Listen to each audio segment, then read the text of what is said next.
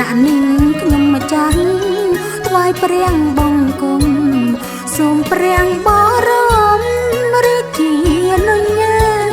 ក្នុងបរមនាមខ្ពង់ខ្ពស់វិជ្ជមានសម្ដេចប្រធានដឹកនាំកាកបាទក្រហមកម្ពុជាពុំពីដាច់ខាតតាមព្រះរាជឱវាទ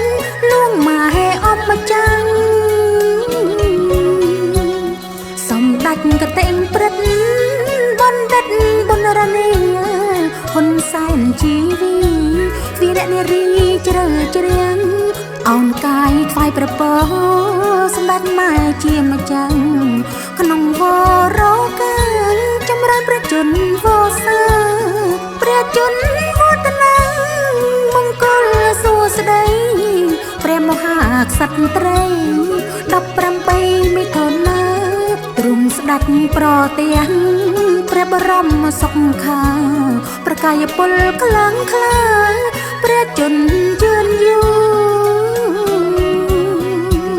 ខ្ញុំម្ចាស់សូមថ្លែងសូមភាវកថាថ្វាយព្រះមេដាមហាវីរៈគំរូលំអានល្អល្អជាព្រះវិញ្ញូព្រះរាជគំរូ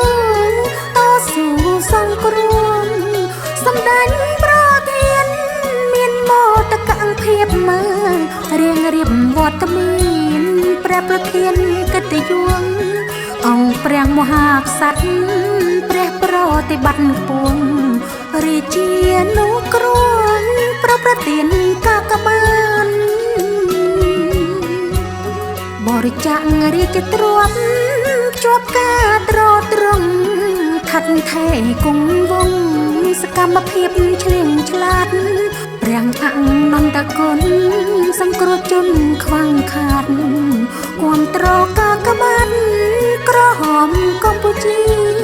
ជាថ្មីម្ដងទៀតសូមអង្គភិវិតថ្វាយព្រះពរសុខសាយថ្វាយព្រះជន្មាព្រះមហាក្សត្រីមុនីនាថកម្ពុជាសូមព្រះជន្មាទីឃាយុកាសម្ដេចកតេងព្រឹទ្ធបណ្ឌិតបុណរនីហ៊ុនសែនវេទីថ្វាយព្រះពរមេដាស្ដេចគង់ប្រថាប់ជាមលុបសាខាខេមរាជរកជុំសុខដុមរមនា